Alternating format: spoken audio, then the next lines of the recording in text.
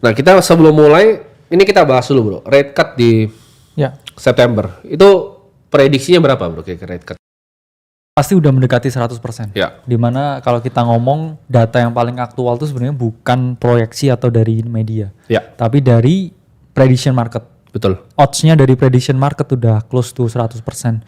Sama juga ketika kita sangat confident ya waktu itu dengan Octobull dan juga Ya. kita punya ya big belief Trump bakal menang di US election dan memang terbukti.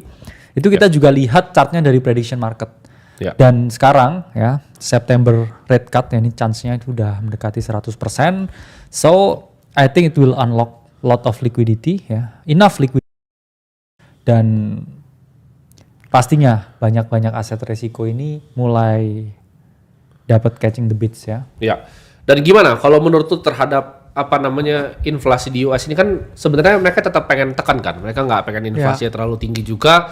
Tapi kalau kita lihat dari forecastnya kira-kira September ini akan mengalami rate cut ya, di mana kalau Federal Reserve akhirnya melakukan rate cut, harusnya gini teman-teman, konsep sederhana adalah ketika suku bunga itu dipotong, maka risk free rate itu turun. Jadi orang yang tadinya banyak membeli bonds untuk mendapat cash flow bulanan atau bahkan tahunan, oke, saatnya untuk pindah ke aset yang lebih riskan. Dan aset yang paling riskan kan kripto ya bro ya. Salah satu yang di paling ujung dari resiko ada cash, di situ ada apa short term T-bills, ada stocks juga, dan kripto itu paling ujung. Jadi kripto itu harusnya mengalami upside yang paling tinggi.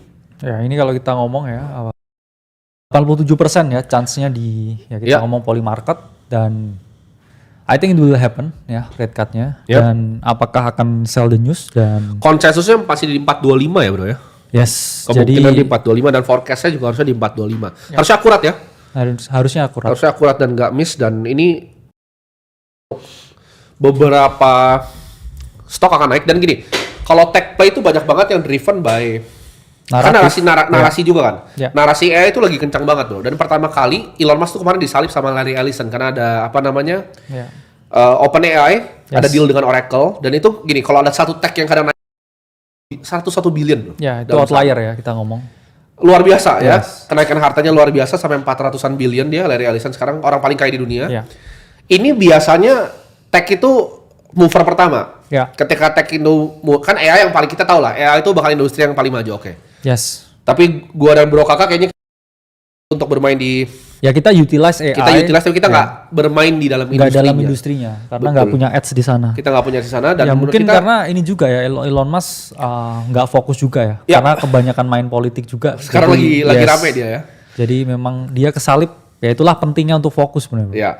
Jadi apa namanya kita melihat fenomena seperti ini, ada kemungkinan besar ya ini akan flow-nya ke kripto. Dan kalau bisa kita lihat di sini ya bro, di harga 115.343 ini kita lihat banyak sekali ETF yang flow-nya besar sekali ya. Contohnya seperti dari iShares yang paling besar BlackRock punya, dan BlackRock itu selama setahun terakhir itu ETF paling sukses yang dia pernah launch. ETF paling sukses yang dia pernah launch seumur hidup, lebih dari gold, lebih dari ETF S&P 500, lebih dari ETF apapun yang ada di dunia. Jadi asset manager kalau kita lihat seperti Millennium, Jane Street itu banyak banget info yang besar. Nah mungkin kita sebelum kita mulai yang lebih dalam-dalamnya alfa-alfanya, kita mulai dari Bitcoin dulu bro. Bitcoin ini di level seperti sekarang, ekspektasikan dari perkiraan price action-nya, dan kita pengen lihat seperti apa. Ya ini tadi yang Bro Timothy bilang ya, Bitcoin ETF kita ngomong holding amount yang paling gede sekarang IBIT ya 58%, dan ini naik ya dari saat ETF went live, udah melampaui dari ownership Satoshi sendiri ya, udah lebih Bitcoin. Dan ya sempat ada flow merah kemarin, cuman ya kita coba lihat price action dari Bitcoin. Bitcoin price action-nya sebenarnya monthly chart-nya ini bearish. Ya, dalam artian kita dapat yang namanya monthly close merah ya. Kita udah mendekati resistance ya. Kita punya pertama ya di siklus ini. Pertama di 100.000 ya, kedua juga di 120.000 ya. Sama-sama target yang udah ke-hit sebenarnya ya.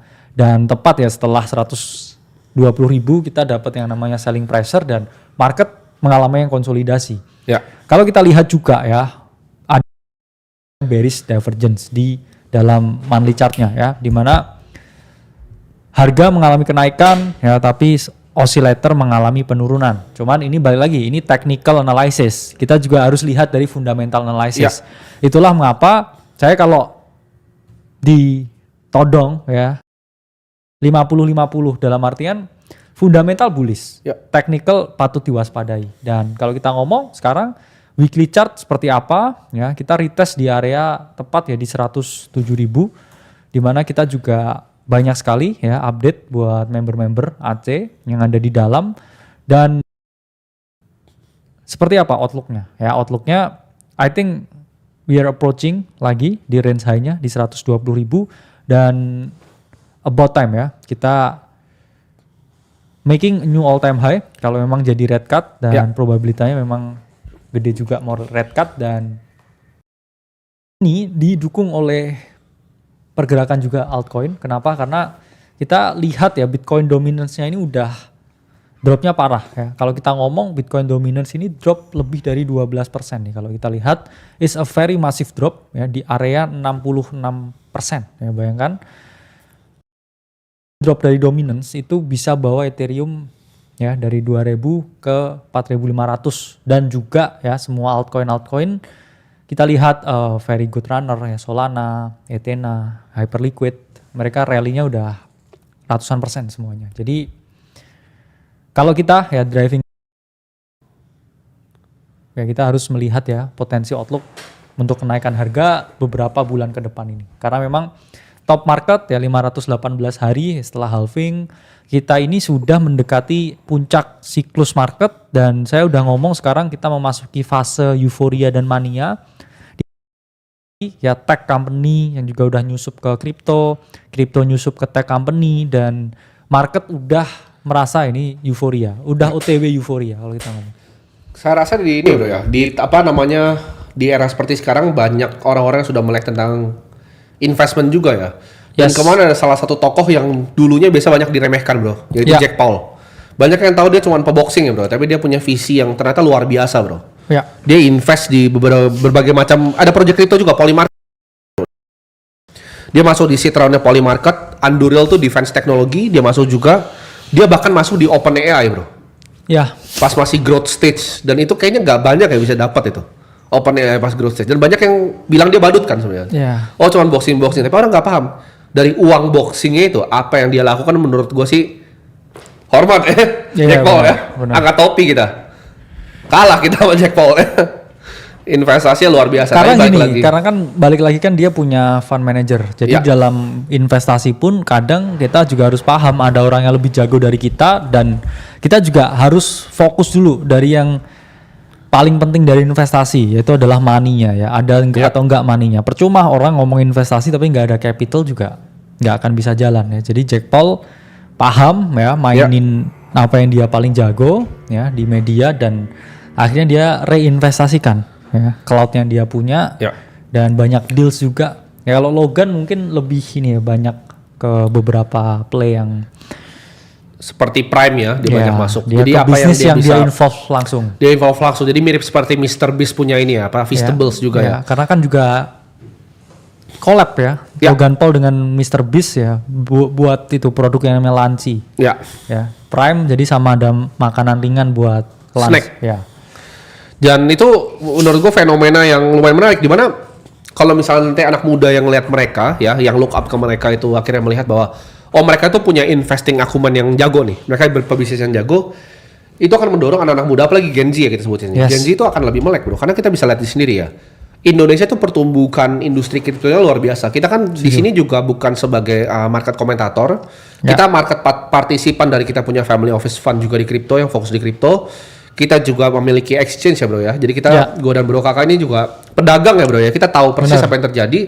Dan selama kita kemarin baru dapat ini ya penghargaan ya. Kita baru dapat penghargaan dari bursa. Itu exchange dengan pertumbuhan tercepat yang pernah ada di Indonesia. Jadi ada registered user 1 juta. April ya, kita baru foto tuh April bro. April kita baru foto udah 1 juta user. Sedangkan kalau kita lihat exchange yang lama bro, itu kebanyakan mungkin udah sampai 10 tahun gitu. Dapat apa registered 5 juta, 6 juta itu perlu 10 tahun. Kita 4 bulan udah 1 juta.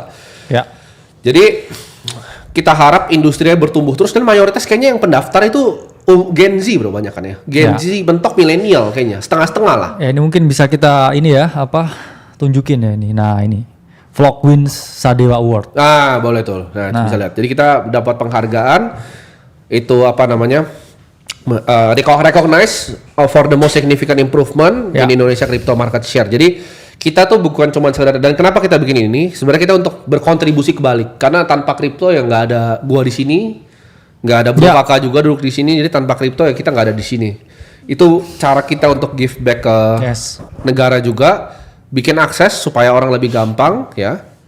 Dan kita kemarin juga lihat setoran pajak dari kripto cukup besar bro ya untuk negara ini ya. Besar sekali dan kita harap itu bisa meningkat terus jadi kontribusi untuk negara juga gitu. Jadi kita itu fokus untuk improving dan banyak teman-teman yang nggak tahu juga sebenarnya fund kripto kita yang private itu kita banyak invest juga bro ya. Jadi mungkin kalau teman-teman punya project Web3 yang menarik, yang tiket size-nya itu cocok dengan kita, feel free untuk DM gua atau Bro Kakak ya. Kalian boleh DM kita di Instagram, kita kadang suka buka-buka. Atau kita bikin eventnya mungkin ya. Boleh. Bikin acaranya ya buat. Boleh, kita mau dukung industri juga. Jadi teman-teman buat ada yang ide nih, kita mau inovasi contoh, ini kita kasih contoh ya. Misalnya dia ada inovasi mau bikin Web3 wallet yang mau ngapain gitu, yang kira-kira idenya unik. Ya, Telegram bot buat prediction market atau apapun gitu ya. Silakan kalian bisa DM kita langsung di Instagram. Kita very happy untuk invest ya. Kita punya capital yang cukup juga dan kita mau dukung teman-teman semua untuk jadi pionir di industrinya. Karena di akademi kripto itu banyak yang salah paham, banyak yang kira cuma belajar trading dan investasi, sebenarnya enggak bro ya. Banyak sekali yang kita ajarin di dalam, dari bagaimana menciptakan teknologinya, bagaimana codingnya, tapi itu kita bahas nanti ya di belakang.